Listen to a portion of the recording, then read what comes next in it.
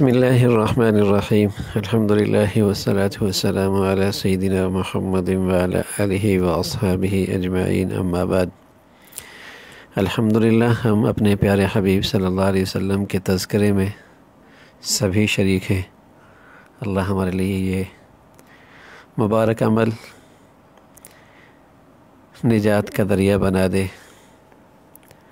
غزوہ احد کے کچھ عرصے بعد دو ایسے واقعات پیش آئے جن کی اسلامی تاریخ میں بڑی اہمیت ہے، اور وہ ہیں واقعہ رجیع اور واقعہ بئر معونہ۔ 3 ہجری میں یہ رجیع کا واقعہ پیش آیا۔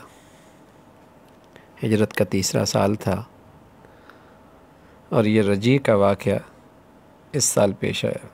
اللہ کے نبی صلی اللہ علیہ وسلم کی خدمت میں ذوال وقار نامی قبائل کا ایک وفد حاضر ہوا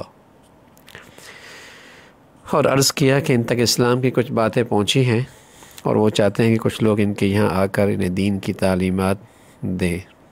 پیارے رسول صلی اللہ علیہ وسلم نے کچھ صحابہ کو ان کے ساتھ بھیج دیا۔ ان میں مرثد ابن مرثد، خالد ابن بکیر، عاصم ابن ثابت، خبیب ابن عدی، زید ابن دثنہ، عبداللہ ابن طارق رضی اللہ تعالی عنہ، یہ سارے صحابہ تھے، اور ان کی امارت حضرت عاصم بن ثابت فرما رہے تھے، وہ امیر تھے۔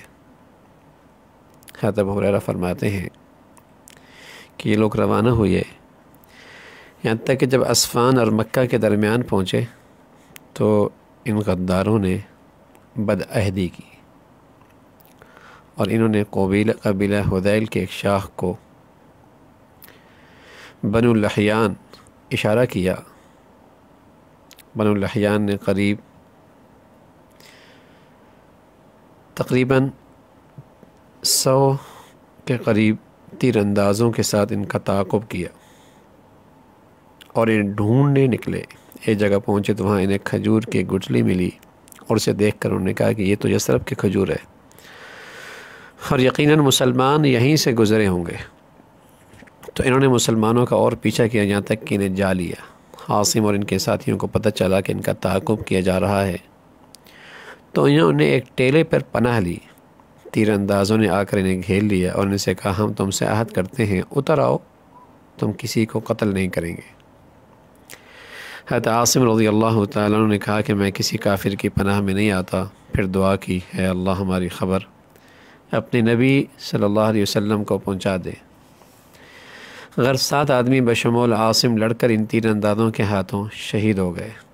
3 آدمی جن میں خبیب اور زید تھے بچ گئے۔ ان تیر اندازوں نے انہیں امان دی۔ ان صحابہ نے ان لوگوں کے وعدے پہ بھروسہ کیا، ٹیلے سے اترے، مگر ان کافروں نے بدعہدی کی۔ انہوں نے ان کی کمانوں سے تانت نکال کر ان کی مشقیں کس دی، باندھ دیا انہیں۔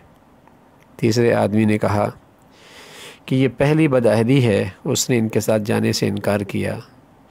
ان لوگوں نے اسے گھسیٹ کر لے جانا چاہا اور ساتھ جانے پر آمادہ کرنے کے لیے خوب پٹائی کی، مگر وہ اڑے رہے تو انہیں قتل کر دیا۔ پھر ان لوگوں نے حضرت خبیب اور حضرت زید کو مکہ لے جا کر بیچ دیا۔ حضرت خبیب کو حارث کے بیٹوں نے خریدا اور حضرت خبیب نے غزوہ بدر میں ان کے باپ حارث کو قتل کیا تھا۔ انہیں خریدنے کا مقصد باپ کے بدلے میں انہیں قتل کرنا تھا۔ حضرت خبیب چند دن انہی کے گھر میں قید رہے، پھر ان لوگوں نے انہیں قتل کرنے کا ارادہ کیا۔ اسی موقع پہ ایک دن حضرت خبیب رضی اللہ تعالیٰ عنہ نے صفائی کے لیے حارث کی بیٹی سے استرا مانگا۔ اب یہ استرا انہی کے پاس تھا کہ اس کا ایک بچہ ان کے پاس جا پہنچا۔ حضرت خبیب نے اسے اپنی ران پہ بٹھا لیا۔ بنت حارث نے تھوڑی دیر کے بعد جب یہ دیکھا تو اسے خیال آیا کہ بیٹا تو خبیب کے پاس ہے اور خبیب کے ہاتھ میں استرا ہے۔ یہ دیکھ کر وہ گھبرا گئی۔ حضرت خبیب سمجھ گئے۔ انہوں نے عرض کیا کیا تو اس بات سے ڈر رہی ہے کہ میں اسے قتل کر دوں گا؟ انشاءاللہ میں ایسا ہرگز نہیں کروں گا۔ بنت حارث کہتی ہیں میں نے خبیب سے بہتر کوئی قیدی نہیں دیکھا۔ میں نے انہیں انگور کا خوشہ کھاتے دیکھا ہے، حالانکہ ان دنوں میں مکہ میں کسی قسم کا پھل نہیں پایا جاتا تھا اور بیڑیوں میں جکڑے ہوئے تھے۔ اس رزق سے تو انہیں اللہ کی طرف سے نوازا جاتا تھا۔ حارث کے بیٹے انہیں قتل کرنے کے لیے حرم سے باہر لے گئے۔ انہوں نے 2 رکعت نماز پڑھنے کی اجازت مانگی۔ نماز سے فارغ ہونے کے بعد کہا، اگر تم لوگوں کو یہ خیال نہ ہوتا کہ میں موت کے خوف سے نماز لمبی کر رہا ہوں تو میں اور دیر تک نماز پڑھتا رہتا۔ اسی وقت سے دستور بن گیا کہ قتل سے پہلے مقتول 2 رکعت نماز ادا کرتا ہے۔ حضرت خبیب نے فرمایا کہ جب مجھے بحیثیت مسلمان قتل کیا جا رہا ہے تو مجھے کچھ پرواہ نہیں کس پہلو قتل کیا جاؤں، یہ خالصتاً اللہ کے لیے ہے۔ اگر وہ چاہے گا تو جسم کے ان پارا پارا ٹکڑوں پر برکت نازل فرمائیں گے۔ سبحان اللہ۔ اسلام ہے تو پھر شہادت اور اس راہ خدا میں چلے جانا کوئی گھاٹے کا سودا تو نہیں ہے۔ تو حضرت خبیب فرمانے لگے کہ اگر مجھے اسلام کی حالت میں اور مسلمانی ہی میرا جرم ہے اور مجھے اس پہ قتل کیا جا رہا ہے تو مجھے کوئی پرواہ نہیں کہ میں کس پہلو قتل کیا جاؤں۔ پھر عقبہ ابن حارث نے آگے بڑھ کر انہیں قتل کیا۔ قریش نے چند آدمیوں کو بھیجا، حضرت عاصم کے جسم کا ایک حصہ کاٹ لائیں۔ قریش نے چند آدمیوں کو بھیجا کہ حضرت عاصم کے جسم کا ایک حصہ کاٹ لائیں تاکہ ان کی شناخت ہو سکے۔ حضرت عاصم نے غزوہ بدر میں قریش کے ایک سردار کو قتل کیا تھا، مگر اللہ نے شہد کی مکھیوں کو بھیج دیا جنہوں نے لاش پر پردہ ڈال دیا۔ اس وجہ سے لوگ لاش تک نہ پہنچ سکے اور وہ ناکام لوٹے۔ روایت میں آتا ہے کہ رسول اللہ صلی اللہ علیہ وسلم نے امیہ کو تنہا قریش کی جاسوسی کے لیے بھیجا۔ فرماتے ہیں کہ میں لوگوں کی نگاہ سے بچتے بچتے اس صلیب تک پہنچا جس پر خبیب کو پھانسی دی گئی تھی۔ اس پر چڑھ کر میں نے بندھن کھولے، لاش گر پڑی، میں بلا تاخیر نیچے اترا، ادھر ادھر دیکھا مگر خبیب کی لاش کہیں نظر نہ آئی۔ اللہ نے اپنی قدرت سے اس لاش کی یوں حفاظت فرمائی، ایسا لگتا تھا کہ اسے زمین نگل گئی ہے، بعد میں اس کا کچھ پتہ نہ چلا۔ ابن اسحاق فرماتے ہیں کہ زید تو انہیں صفوان بن امیہ نے قتل کے ارادے سے خریدا۔ لوگ انہیں قتل کرنے کے لیے حرم سے باہر لے گئے۔ تماشا بینوں میں ابو سفیان بھی تھا۔ اس نے کہا کہ ایک زید، میں تم سے اللہ کی قسم دے کر پوچھتا ہوں، کیا تم یہ پسند کرو گے کہ اس وقت محمد تمہاری جگہ ہوتے اور ہم اس کی گردن اڑا دیتے اور تم اپنے گھر والوں کے درمیان ہوتے؟ خوب زید تڑپ کے بولے، اللہ کی قسم مجھے یہ پسند نہیں کہ محمد اس وقت جہاں ہیں وہیں ان کو ایک کانٹا بھی چبھ جائے اور اس کے بدلے میں اپنے گھر والوں کے پاس پہنچ جاؤں، مجھے آزادی مل جائے، رہائی مل جائے، اور اس کے بدلے میں اللہ کے حبیب صلی اللہ علیہ وسلم کو کانٹا چبھ جائے، مجھے تو یہ بھی برداشت نہیں ہے، یہ بھی گوارا نہیں ہے۔ ابو سفیان نے کہا، محمد کے اصحاب جتنی محبت ان سے کرتے ہیں اتنی محبت کسی سے کرتے ہوئے میں نے کسی کو نہیں دیکھا۔ کل بھی عرض کیا تھا، یہی وہ محبت تھی جب دل میں آتی ہے تو انسان اپنی خواہشات پہ قابو پا لیتا۔ اپنی خواہشات پہ جب یہ اللہ اور اللہ کے رسول کی محبت غالب آ جاتی ہے تب اس کی اصلاح ہوتی ہے، تب اس کی اصلاح ہوتی ہے۔ یہی وہ چیز تھی جس نے وہاں ایک انقلاب برپا کر دیا تھا۔ دوسرا واقعہ یہ ہجرت کے 4 سال پیش آیا، بئر معونہ کا واقعہ ہے۔ قبیلہ کلاب کا سردار عامر بن مالک، وہ رسول اللہ صلی اللہ علیہ وسلم کی خدمت میں حاضر ہوا اور آپ نے اسے اسلام قبول کرنے کی دعوت دی۔ وہ نہ اسلام لایا اور نہ اس سے اجتناب کا اظہار کیا، نہ انکار کیا، نہ اسلام اس نے قبول کیا، بلکہ عرض کیا کہ محمد صلی اللہ علیہ وسلم اپنے چند لوگوں کے اہل نجد کی طرف بھیج دیں اور وہ لوگ انہیں اپنے دین کی طرف دعوت دیں، مجھے امید ہے کہ وہ لوگ اسے قبول کر لیں گے۔ پیارے رسول صلی اللہ علیہ وسلم نے فرمایا، مجھے ان لوگوں کے بارے میں اہل نجد کی طرف ڈر ہے، اہل نجد کی طرف سے ڈر ہے۔ عامر کہنے لگا وہ میری پناہ میں رہیں گے، آپ انہیں بھیجیں تاکہ وہ لوگوں کو دین کی طرف دعوت دے سکے۔ پیارے رسول صلی اللہ علیہ وسلم نے اپنے ساتھیوں میں سے 70 بہترین مسلمان اس کے لیے ان کا انتخاب فرمایا اور پھر انہیں روانہ فرمایا۔ یہ سفر کا مہینہ تھا، غزوہ احد کو بھی 4 مہینے ہی گزرے تھے، ان لوگوں نے سفر شروع کیا، یہاں تک کہ بیر معونہ پہنچے۔ وہاں انہوں نے پڑاؤ ڈالا اور وفد کے ایک رکن حضرت حرام بن ملحان کو رسول اللہ صلی اللہ علیہ وسلم کے مکتوب کے ساتھ قبیلے کے ایک رئیس عامر بن طفیل کے پاس بھیجا۔ حضرت حرام جب ان کے پاس پہنچے تو اس نے مکتوب نبوی کو دیکھنا تک گوارا نہ کیا اور انہیں قتل کر دیا۔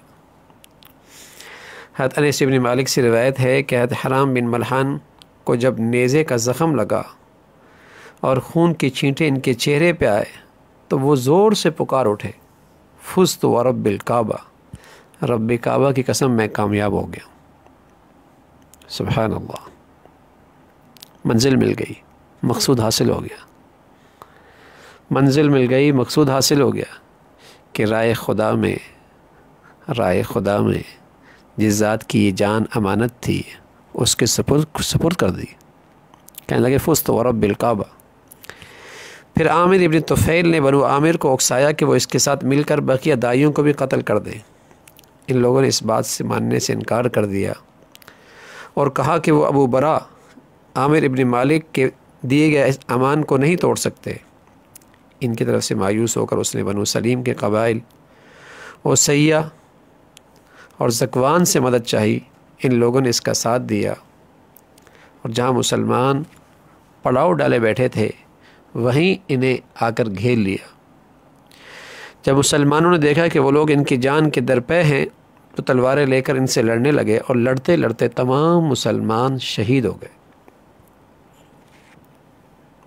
قافلے کے 2 افراد صحابہ کے 2 ساتھی جن میں ایک عامر ابن امیہ تھے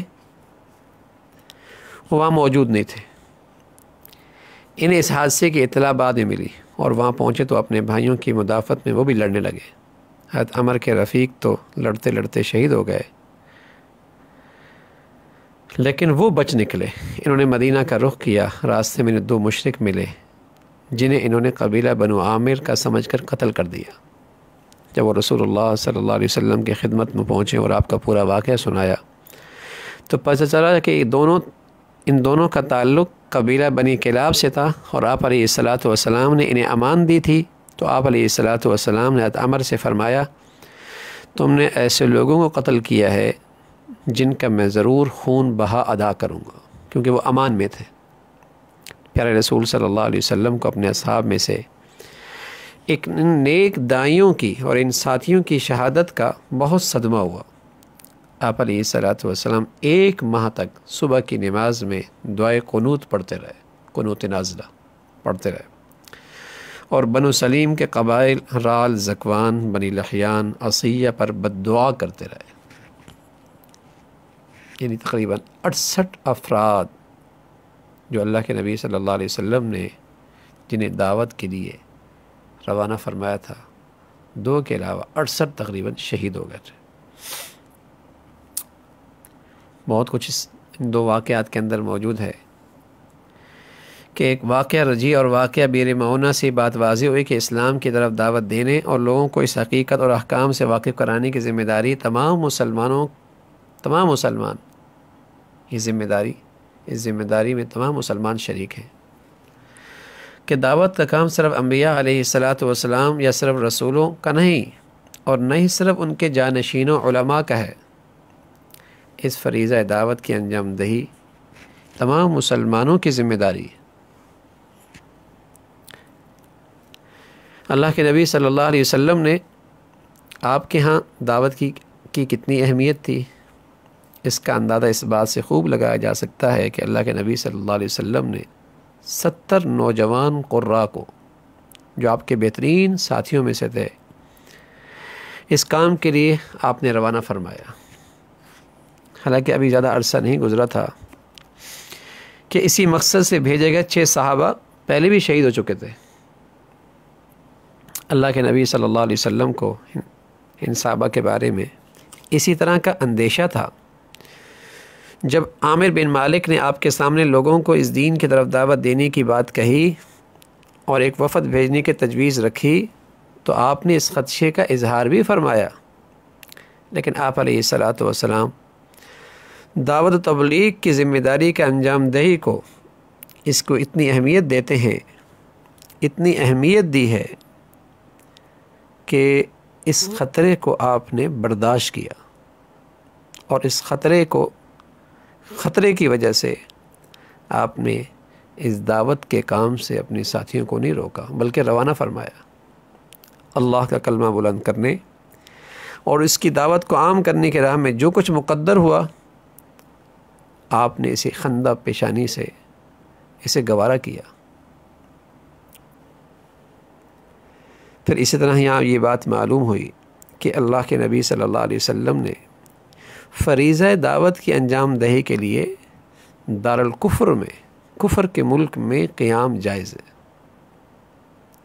عام حالت میں جہاں اسلام پر اعلانیہ عمل کرنا ممکن نہ ہو تو وہاں ٹھہرنا صحیح نہیں ہے مسلمانوں کے لیے۔ البتہ دعوت کے کام کو انجام دینے کے لیے یا جو جہاد کی ایک قسم ہے اور یہ مسلمانوں پر بطور فرض کفایہ ہے، یعنی اگر مسلمان اس ذمہ داری کو بخوبی انجام دے دیں تو بقیہ مسلمانوں سے یہ فریضہ ساقط ہو جائے گا، اور اگر کوئی بھی اسے انجام نہ دے تو سب لوگوں گنہگار ہوں گے، تو اس کی خاطر دارالکفر میں مسلمانوں کا رہنا بالکل جائز ہے۔ واقعہ رجی اور واقعہ بئر معونہ، ان دونوں سے یہ بات واضح ہوئی کہ مشرکین کے دلوں میں مسلمانوں کے لیے کتنا بغض، کتنی نفرت بھری ہوئی ہے کہ اس کے تسکین کے لیے انہوں نے بدعہدی، غداری کا انتہائی گھناؤنا کردار ادا کیا۔ اگر ہم واقعے کے اس پہلو سے صرف نظر کر لیں تو ہمیں اس کا دوسرا پہلو انتہائی دلکش اور خوبصورت نظر آتا ہے، جس کا مظاہرہ اس بدعہدی اور نفرت کے شکار ہونے والے مسلمانوں کی جانب سے ہوا۔ دیکھیے نا، حضرت خبیب بنو حارث کے گھر میں قید ہیں اور اپنے قتل کے وقت کا انتظار کر رہے ہیں۔ انہوں نے اپنی جسمانی صفائی کے لیے اسرہ مانگا تاکہ موت کو گلہ لگانے سے پہلے پاک صاف ہو جائیں۔ گھر میں ایک چھوٹا سا بچہ جو ماں کی توجہ سے ہٹ کے دھیرے دھیرے چل کر ان کے پاس پہنچتا ہے، اور یہ لمحہ اس شخص کی نظر میں جسے زندگی پیاری ہو اور انتقام کی فکر میں ہو، بھاؤ تاؤ یا غداری کے مقابلے میں غداری کا سنہری موقع تھا کہ میں اس بچے کو مار دوں گا، مجھے آزاد کر دو۔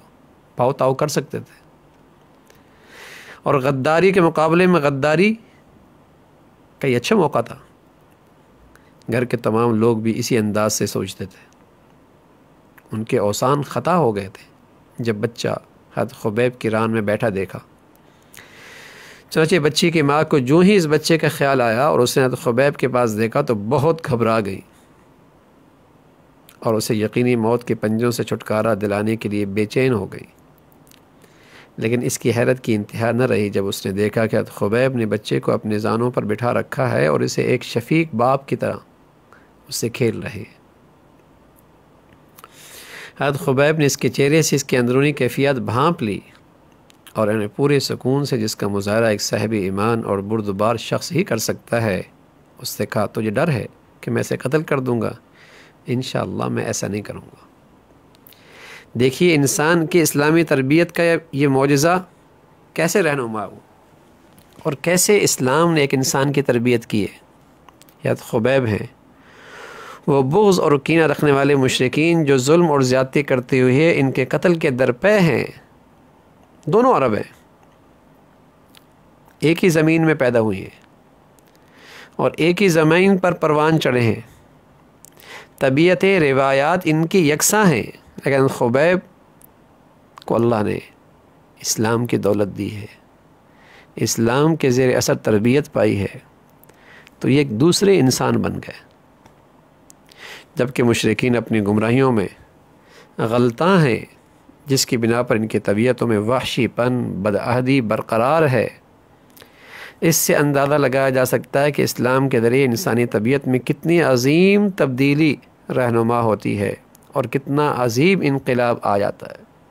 اللہ کرے ہمیں اسلام کیا وہ تربیتی نظام جو اللہ نے اس امت مسلمہ کو عطا فرمایا ہے اس کی قدر نصیب فرما دے۔ اس سے تو مسلمان ایک دوسری مخلوق لگتی ہے جو ساری دنیا کفر کی ملت سے ایک علیحدہ امت لگتی ہے۔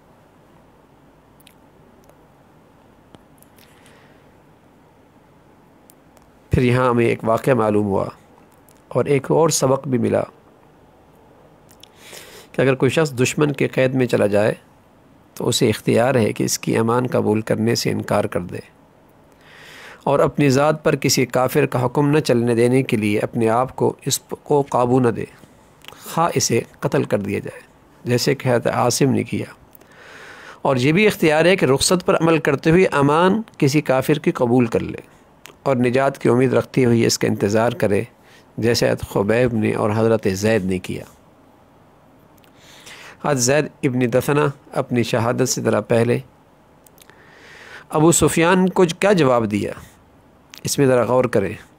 صحابہ کے دل میں رسول اللہ صلی اللہ علیہ وسلم کے لیے کتنی محبت تھی، اس میں شک نہیں کہ یہ محبت ان بنیادی اسباب میں سے ہے جنہوں نے ان کے نزدیک اللہ کی دین کے راستے میں اور رسول کے دفاع کے لیے ہر طرح کی جانی مالی قربانی کو پسندیدہ فرما دیا تھا۔ یہ وہ بنیادی سبب تھا کہ جس کی وجہ سے ان کے لیے ہر قسم کی قربانی دینا آسان ہو گیا، بلکہ پسندیدہ ہو گیا۔ کوئی مسلمان اپنی ایمان کی کتنی اعلیٰ مرتبہ پر پہنچ جائے، لیکن رسول اللہ صلی اللہ علیہ وسلم کے لیے ایسی محبت کے بغیر ان کا ایمان ناقص ہے۔ یہ ایسی حقیقت ہے جس کی اصرار رسول اللہ صلی اللہ علیہ وسلم نے اپنے ارشاد میں کئی بار فرمائی ہے کہ تم میں سے کوئی شخص اس وقت تک مومن نہیں ہو سکتا جب تک کہ میں اس کے نزدیک اس کے باپ اولاد تمام انسانوں سے زیادہ محبوب نہ ہو جاؤں۔ تو یہی جواب حضرت زید نے دیا کہ ایک کانٹے کا چبھنا اس کے بدلے میں میری آزادی، مجھے یہ برداشت نہیں ہے۔ اللہ کے نبی کو ایک کانٹے کا چبھنا اور اس کے بدلے میں میری آزادی اور رہائی، مجھے یہ پسند نہیں ہے۔ یہ وہ محبت ہے۔ پھر حضرت خبیب کے ساتھ مکہ کے زمانہ اسیری میں جو اللہ کی طرف سے نوازشات ہوئیں، ان سے ثابت ہوتا ہے کہ جو کچھ نبی کے ذریعے بطور معجزہ ممکن ہے وہ اللہ رب العزت اپنے ولی کے ساتھ بطور کرامت معاملہ فرماتے ہیں۔ کرامت بھی برحق ہے، معجزہ بھی برحق ہے، اور دونوں پر اختیار اللہ کا ہے۔ اور یہ سب سے بڑا اکرام تھا حضرت خبیب کا شہادت سے پہلے۔ امام بخاری نے اس کو اپنی کتاب کے اندر نقل کیا ہے۔ پھر یہاں ایک بات سمجھ میں ایک سوال آتا ہے کہ ان غداروں کا ان خدا ترس نوجوانوں پر غلبہ کیسے مل گیا؟ حالانکہ یہ غدار تھے، اللہ کے دشمن تھے، اور یہ نوجوان اللہ کے فرما بردار، اللہ کے بندے، اطاعت شعار، اس میں کیا حکمت ہے؟ تو یاد رکھیے کہ یہ بات ہمیشہ ذہن میں رکھیں کہ اللہ تعالیٰ نے اپنے بندوں کے ذمہ دو کام کیے۔ ایک کام کیا اسلامی معاشرے کا قیام، اور دوسرا خاردار اور ناہموار راستے پر چل کر اس کے لیے جد و جہد۔ یہ مسلمانوں کی ذمہ داری ہے، اسلامی معاشرہ قائم کرنا اور مشکل سے مشکل راستے سے گزر کر اس کے لیے جد و جہد کرنا، قربانی دینا۔ اس کی حکمت یہ کہ انسان اللہ کی بندگی کرے، صادقین منافقین سے الگ ہو جائے، اللہ ان میں سے گواہوں کو منتخب کر لے، یعنی شہداء کو منتخب کر لے، اور اس معاملے کا عملی مفہوم نمایاں ہو کر سامنے آ جائے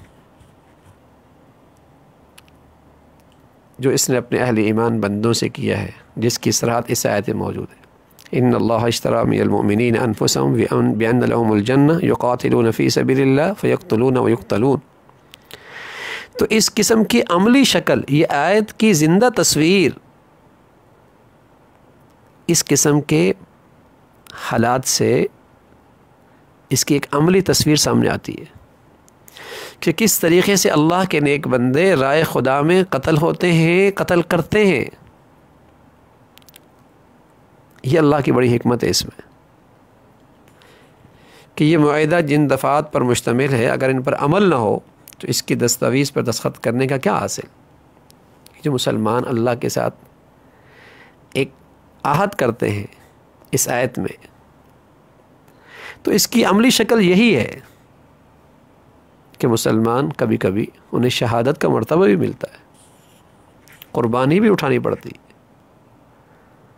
ہمیشہ دنیا کے اندر غازی نہیں، شہادت کا مرتبہ بھی ملتا ہے، اور اسی سے منافق اہل ایمان سے جدا ہوتا ہے، اور اہل ایمان کا منافقین پر امتیاز ظاہر ہوتا ہے۔ تو یہ تھی قربانی جو حضرات صحابہ نے اس موقع پہ دی اور اللہ کے راستے میں قربانی دی۔ پھر چوتھی ہجری کی بات ہے، ربیع الاول کا مہینہ ہے، رسول اللہ صلی اللہ علیہ وسلم اس موقع پہ آپ نے بنو نذیر کی جلا وطنی فرمائی، انہیں جلا وطن کر دیا۔ یہ ہجرت کا چوتھا سال تھا اور ربیع الاول کا مہینہ تھا۔ واقعہ یوں پیش ہوا کہ رسول اللہ صلی اللہ علیہ وسلم اتوار کے دن نکلے اور آپ نے مسجد قباء میں مہاجرین اور انصار کے ساتھ نماز ادا کی، پھر بنو نذیر کے پاس تشریف لے گئے۔ یہ قبیلہ تھا یہودیوں کا، اور ان سے بات چیت کی۔ بنو کلاب کے ان دو آدمیوں کی دیت ادا کرنے میں تعاون کریں، کیونکہ معاہدہ ہے کہ نقصان میں ہم آپ کے ساتھ شریک ہوں گے، اور ان سے کہا کہ تم بنو کلاب کے ان دو آدمیوں کی جو دیت ہے اس میں تم تعاون کرو، جنہیں عمرو ابن امیہ نے غلطی سے قتل کر دیا تھا۔ ان دونوں کو رسول اللہ صلی اللہ علیہ وسلم نے امان دے رکھی تھی۔ بنو نذیر اور بنو عامر کے درمیان حلیفانہ تعلقات تھے، ایک دوسرے کی حمایت، تعاون ان کی ایک دوسرے کی ذمہ داری تھی۔ بنو نذیر نے جواب دیا، ابو القاسم جیسا آپ چاہتے ہیں ہم ویسے ہی کریں گے۔ پھر ان لوگوں نے آپس میں خفیہ طریقے سے رائے مشورہ کر کے بدعہدی کا ارادہ کیا، سامنے کچھ اور کیا، پیچھے کچھ اور مشورہ کیا۔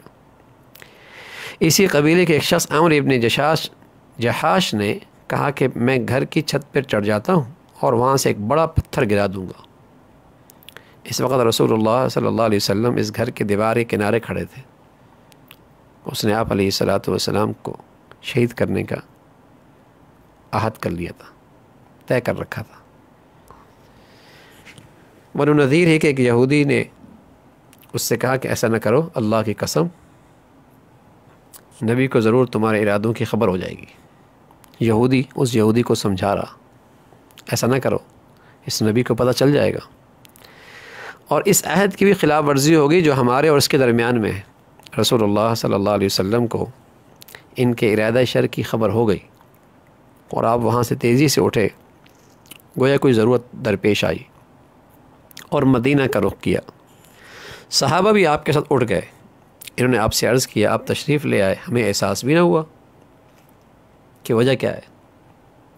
آپ علیہ الصلوۃ والسلام نے فرمایا، یہود نے بدعہدی کا ارادہ کیا تھا اور اللہ نے مجھے خبر کر دی تھی، اس لیے میں وہاں سے اٹھ آیا۔ پھر رسول اللہ صلی اللہ علیہ وسلم نے ان لوگوں کو کہلا بھیجا کہ میرے شہر سے نکل جاؤ۔ بنو نذیر سے کہہ دیا کہ تم اس ملک سے، اس شہر سے نکل جاؤ، اس لیے کہ تم لوگوں نے بدعہدی کا ارادہ کر لیا ہے۔ میں تمہیں 10 روز کی مہلت دیتا ہوں، اس کے بعد اگر کوئی شخص یہاں دکھائی دیا تو اس کی گردن مار دی جائے گی۔ وہ لوگ وہاں سے نکل کر کہیں اور چل جانے کی تیاری کرنے لگے، لیکن عبداللہ ابن ابی نے انہیں قلعہ بھیجا کہ اپنے گھروں سے نہ نکلو، قلعہ بند کر لو، میرے ساتھ میری قوم اور دوسرے قبیلوں کے 2000 آدمی ہیں جو تمہاری طرف سے لڑیں گے۔ ان منافقین نے یہودی کے اس قبیلے کو حمایت دلائی، ساتھ دینے کا وعدہ کیا۔ یہ دیکھ کر بنو نذیر نے وہاں سے نکلنے کا ارادہ بدل دیا اور اپنے قلعوں میں محصور ہو گئے۔ رسول اللہ صلی اللہ علیہ وسلم نے ان سے جنگ کرنے کے لیے صحابہ اکرام کو تیار کرنے اور ان کی طرف چلنے کا حکم دے دیا۔ پھر رسول اللہ صلی اللہ علیہ وسلم صحابہ کے ساتھ ان کی طرف گئے۔ یہود نے مقابلے کے لیے اپنے قلعوں میں تیر پتھر اکٹھے کر لیے تھے، ابن ابی اس موقع پہ انہیں دھوکہ دیا اور ان سے جو کیا وہ اس نے حمایت میں نہیں آیا، وعدہ پورا نہیں کیا۔ نبی علیہ الصلوۃ والسلام نے ان کا محاصرہ کیا اور ان کے کھجور کے درختوں کو کاٹنے اور ضائع کرنے کا حکم دیا۔ ان لوگوں نے پکار کر کہا، اے محمد صلی اللہ علیہ وسلم، تم لوگوں کو فساد سے روکتے تھے اور جو لوگ ایسا کرتے تھے ان کی مذمت کیا کرتے تھے، پھر آپ خود ہی کیوں کھجور کے درختوں کو کاٹ کر اور انہیں جلا رہے ہو؟ اس پر قرآن کی آیت اتری، ما قطعتم من لینۃ او ترکتموها قائمۃ علی اصولها فباذن اللہ ولیخزی الفاسقین۔ تم لوگوں نے کھجور کے جو درخت کاٹے یا ان کو اپنی جڑوں سے اکھاڑ دیا یا ان کو اپنے جڑوں پہ کھڑا رہنے دیا، یہ سب اللہ کی اذن سے ہے۔ اللہ نے یہ اذن اس لیے دیا کہ فاسقوں کو ذلیل اور خوار کرے۔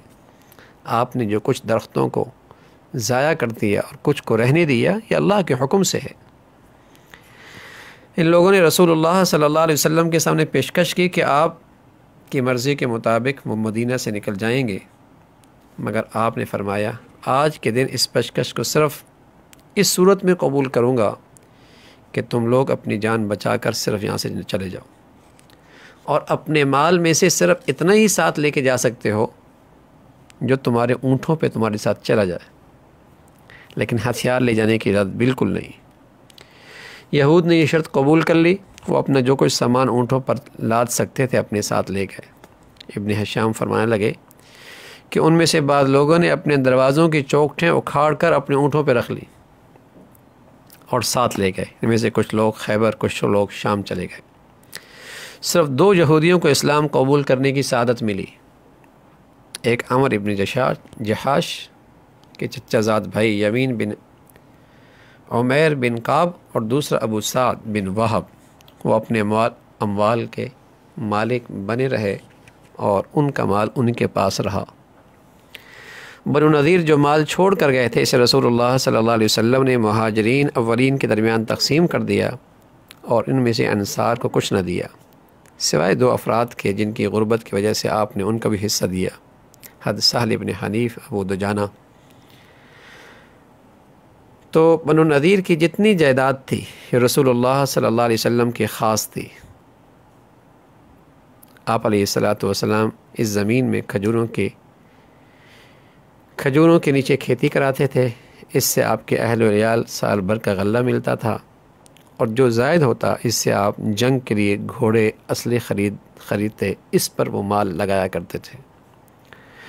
بنو نذیر کے بارے میں سورہ حشر مکمل نازل ہوئی اور ان کے اموال کی تقسیم کے سلسلے میں رسول اللہ صلی اللہ علیہ وسلم نے جو حکمت عملی اختیار کی، اس پر بطور تبصرہ قرآن کی یہ آیت اتری کہ وَمَا أَفَاءَ اللَّهُ عَلَىٰ رَسُولِهِ مِنْهُمْ فَمَا أَوْجَفْتُمْ عَلَيْهِ مِنْ خَيْلٍ وَلَا رِكَابٍ وَلَٰكِنَّ اللَّهَ يُسَلِّطُ رُسُلَهُ عَلَىٰ مَنْ يَشَاءُ وَاللَّهُ عَلَىٰ كُلِّ شَيْءٍ قَدِيرٌ مَا أَفَاءَ اللَّهُ عَلَىٰ رَسُولِهِ مِنْ أَهْلِ الْقُرَىٰ إِلَىٰ آخِرِهِ کہ جو مال اللہ نے ان کے قبضے سے نکال کر اپنے رسول کی طرف پلٹ دیے، وہ ایسے مال نہیں جن پر تم نے اپنے گھوڑے اور اونٹ دوڑائے ہوں، یعنی بغیر جنگ کے اللہ نے یہ مال تمہیں دیا ہے، بلکہ اللہ نے اپنے رسولوں کو جس پر چاہتا ہے تسلط عطا فرما دیتے ہیں، اور اللہ ہر چیز پہ قدرت رکھتے ہیں، اور جو کچھ بھی اللہ بستیوں کے لوگوں سے اپنے رسول کی طرف پلٹ دیں وہ اللہ اور اللہ کے رسول اور رشتہ داروں اور یتامہ اور مساکین اور مسافروں کے لیے ہے، تاکہ وہ تمہارے مالداروں ہی کے درمیان گردش نہ کرتا رہے۔ وہ مال جو کچھ رسول تمہیں دے دے وہ لے لو، اور جس چیز سے وہ تم کو روک دے اس سے رک جاؤ، اللہ سخت سزا دینے والے۔ یہ بنو نذیر کی جلا وطنی اور اس سے ملنے والی مختلف قسم کی ہدایات ہیں کہ یہ یہود کے دلوں میں راسخ غداری اور بدعہدی جو ان کے مزاج میں رچی بسی ہوئی ہے، اس سے پہلے بنو قنقاع نے بھی اسی قسم کی حرکت کی، اور پھر یہ بنو نذیر نے بھی اسی غداری کا مظاہرہ کیا۔ اسی بات کا اللہ نے ان پر اسی وجہ سے اللہ رب العزت میں ان پر لعنت فرمائی کہ لعن الذین کفروا من بنی اسرائیل علی لسان داود و عیسی بن مریم ذلک بما عصوا وکانوا یعتدون کہ بنی اسرائیل میں سے جن لوگوں نے کفر کی راہ اختیار کی، ان پر داود، عیسیٰ ابن مریم کی زبان سے لعنت کی گئی کیونکہ وہ سرکش ہو گئے تھے اور زیادتیاں کرنے لگے تھے. تو یہ ان کے مزاج میں بدعہدی ہے اور ان یہودیوں کے مزاج میں غداری ہے کہ جن کے ساتھ بھی یہ رہتے ہیں ان کے اندر شرارت ان کی طبیعتوں میں رچی بسی ہے. سازشی قوم ہے. پھر اللہ رب العزت نے رسول اللہ صلی اللہ علیہ وسلم کو کیا معجزہ عطا فرمایا کہ اللہ رب العزت نے آپ کو آگاہ فرمایا کہ یہ آپ کے قتل کرنے کے در پہ ہیں. اور آپ علیہ الصلوۃ والسلام جس دیوار کے پار کھڑے تھے اور دشمن آپ کے اوپر سے پتھر گرانا چاہتا تھا، آپ کو آگاہ فرمایا. اور یہ وعدہ اللہ کا پورا ہوا، واللہ یعصمک من الناس، اللہ تم کو لوگوں کے شر سے بچانے والا ہے. تو رسول اللہ صلی اللہ علیہ وسلم کو اللہ نے بطور معجزے کے وحی کے آگاہ فرما دیا. اور ساتھ اس میں یہ بات بھی معلوم ہوئی کہ مصلحت کا تقاضا ہو تو دشمن کے پھلدار درختوں کو بھی تلف کرنا جائز ہے، جیسے اللہ کے نبی صلی اللہ علیہ وسلم کو اس موقع پہ اس کی اجازت ملی. البتہ ابو بکر رضی اللہ تعالیٰ عنہ نے شام کے موقع پہ، شام کے جنگوں میں پھلدار درخت کاٹنے سے منع فرمایا تھا. اور اس کی وجہ یہ تھی کہ انہوں نے رسول اللہ صلی اللہ علیہ وسلم کی یہ پیشن گوئی سن رکھی تھی کہ شام کے علاقے مسلمانوں کے ہاتھوں فتح ہوں گے. چنانچہ جب آپ ان کی دونوں صورتیں جائز ہیں، خواہ درخت کاٹنے کا حکم دیں یا منع کر دیں، جیسے موقع ہو، جیسی مصلحت ہو، جیسے امیر مناسب سمجھے، اس کی اجازت ہے. اور پھر اس کے اندر تفصیل کے ساتھ ایسا مال جو بغیر جنگ کے مسلمانوں کو ملے تو اس کے متعلق اس کے اندر تذکرہ ہے کہ رسول اللہ صلی اللہ علیہ وسلم کو اس معاملے میں اختیار ہے کہ وہ مال جیسے چاہیں اختیار خرچ کریں. اس میں جو ایک بنیادی بات ہمیں معلوم ہوئی وہ اسلام کا تمام معاشی نظام اور تمام اقتصادی نظام اس اصول پہ کھڑا ہے، اور وہ یہ ہے کہ لا یکون دولۃ بین الاغنیاء منکم، تاکہ وہ تمہارے مالداروں کے درمیان دولت گردش نہ کرتی رہے. مالی معاملات اسلامی شریعت کے جتنے ہیں ان سب کی بنیاد اس اصول پہ ہے کہ اگر مسلمانوں میں اسلام کا جو نظام ہے، مال کی تقسیم کا، زکوٰۃ کا، سود پر پابندی کا، ذخیرہ اندوزی کی ممانعت کا، ان سب کی بنیاد اسی پر ہے کہ تاکہ دولت چند ہاتھوں کے اندر سمٹ کر نہ جائے. اگر یہ اسلامی احکامات مسلمان معاشرے کے اندر زندہ ہو جائیں اور ان کا نفاذ ہو جائے تو مسلمان معاشرے کے اندر کوئی بھوکا نہ رہے، کوئی بھوکا نہ رہے. تفاوت رہے گا دولت مندی میں، لیکن کوئی اتنا دولت مند نہیں رہے گا کہ دوسری طرف بالکل ہی کوئی بھوکا ہو جائے.